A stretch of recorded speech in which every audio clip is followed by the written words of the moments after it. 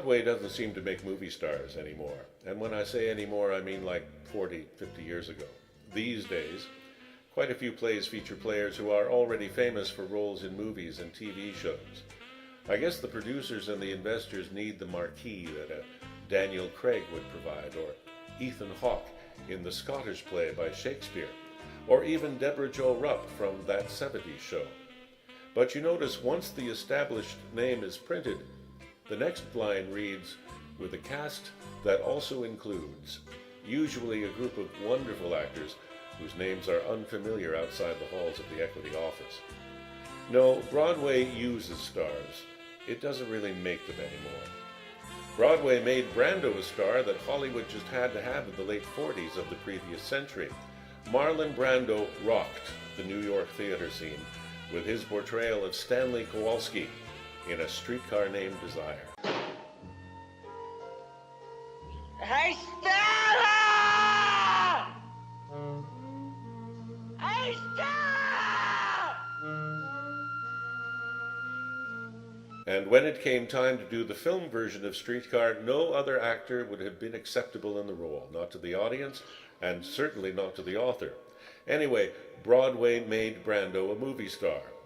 Orson Welles made a similar achievement, and please don't be asking who is Orson Welles, the creative force who directed Citizen Kane. Rosebud. Orson Welles was a Broadway boy wonder who got Hollywood's attention by way of his Mercury Theater on the Air radio show on CBS, which was really a form of New York theater back then. Hollywood beckoned after his War of the Worlds radio sensation in 1939, the year of many invasions, which made the one from Mars seem very real. A searchlight just burst into action off in the distance, one single beam sweeping the sky above me now. Wait a minute, something's happening. Humped shape is rising out of the pit. I can make out a small beam of light against a mirror. What's that? There's a jet of flame springing from the mirror and it leaps right at the advancing men. It strikes them head on. Lord, they're turning into flames. Now the whole field's caught up by the woods, the barns, the gas tanks of the automobiles spreading everywhere. Coming this way now, about 20 yards to my right. So Broadway made Hollywood want Orson Welles. The same thing happened to José Ferrer with his much-acclaimed Broadway performance of Cyrano de Bergerac. There was a time when members of the Academy of Motion Picture Arts and Sciences, especially the actor members, would from time to time be in awe of actors who achieved stardom on Broadway. They were considered back then to be real actors, the crème de la crème, disciplined artists who could carry a performance for 3 hours straight without having to run to their trailer every half hour. And so every once in a while, the members would get carried away with an actor's Broadway reputation and give him an Academy Award for his Broadway performance and not necessarily for his actual film portrayal. Brando was the exception. Ferrer, I'm afraid, was not. Watch José Ferrer's performance in Cyrano de Bergerac, then tell me that performance doesn't belong more on a Broadway stage than on the silver screen, especially when you see some of the other real film performances that were available from actors in 1950. Perhaps the members of the Academy of Motion Picture Arts and Sciences were rewarding Ferrer retroactively for his performance as the Dauphin in Ingrid Bergman's Joan of Arc. He was nominated in that role for Best Supporting Actor in 1948, but lost to Walter Houston for The Treasure of the Sierra Madre, and rightfully so. Let's, let me tell you something, my two fine bedfellows. You're so dumb there's nothing to compare you with. You're dumber than the dumbest jackass. Look at each other, will you? Do you ever see anything like yourself for being dumb specimens?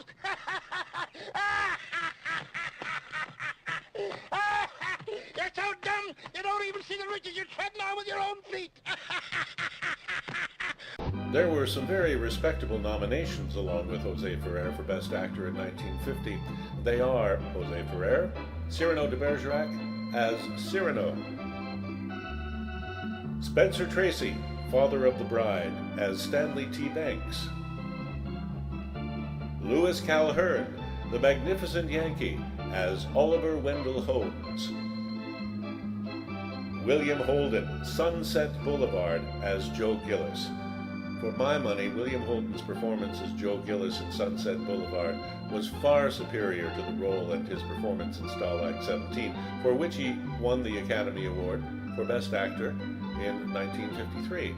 I think he won it because the members of the Academy knew they blew it when they denied him in 1950 for Sunset Boulevard. Wait a minute, haven't I seen you before? I know your face. Get out, or shall I call my servant? You're Norma Desmond. Used to be in silent pictures, used to be big. I am big. It's the pictures that got small. James Stewart, Harvey, as Elwood P. Dowd. James Stewart's performance as Elwood P. Dowd is also a legendary Broadway performance for this actor. Great, both on screen or on stage. I spoke with a woman in her mid-30s the other day who did not know who James Stewart was. All she kept saying to me was, "I watch Netflix. I watch Netflix." Are there no film classics offered on the most famous internet program provider? We have much to lose if we cannot encourage the youngsters to preserve the films and the memories of these great actors. These were very respectable nominees in 1950. And you can make an argument to DeOscarize Jose Ferrer for William Holden. But there were also some great film performances in 1950 that should be reconsidered for Best Actor. Performances that still sizzle to this day. Here are my suggestions as to who got snubbed by the Academy in 1950.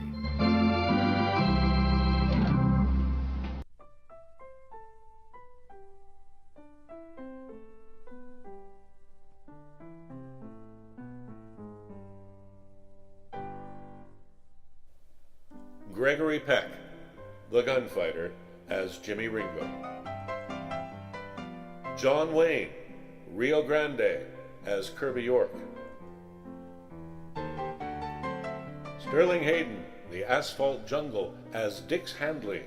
Sterling Hayden certainly deserves consideration for some pretty raw scenes in the Asphalt Jungle, and his work with Kubrick endears him to me forever.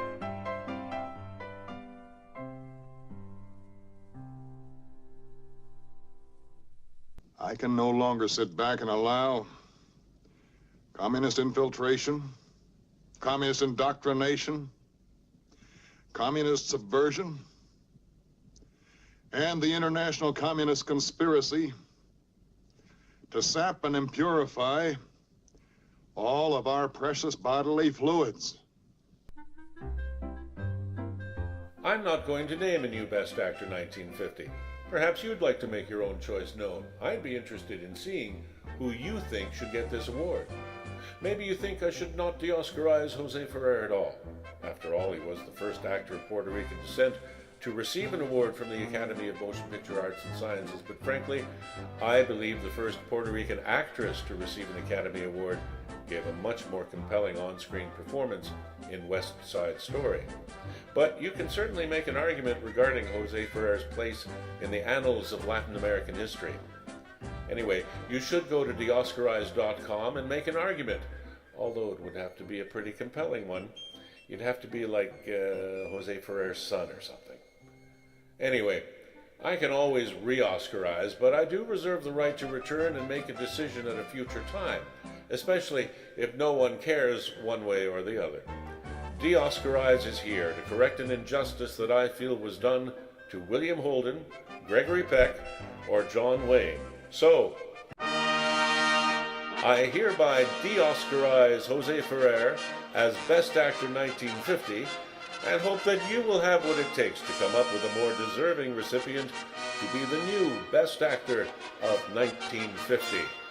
'Cause that's what we do at DeOscarize. I am big. It's the pictures that got small.